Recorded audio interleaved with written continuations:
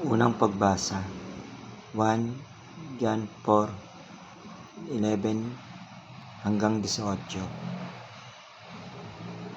Agad na pinilit ni Jesus na sumakay sa mga bangka ang mga alagad at pinauna sa Betsaida sa kabilang ibayo habang pinapaalis niya mga tao.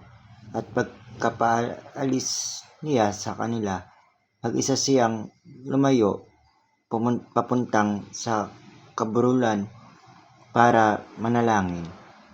Nasa laot na ang mga bangka nang gumabi at nag-isa.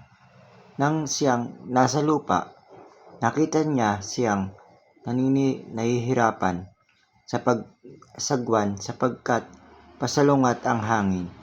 Kaya nang madaling araw na pinuntahan sila ni Jesus na naglalakad sa dagat at waring lalampas sa kanila.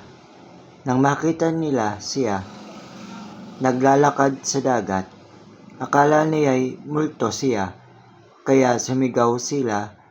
Nakita nga siya nilang lahat at nasindak sila, ngunit agad niyang silang kinausap, lakasan ang loob.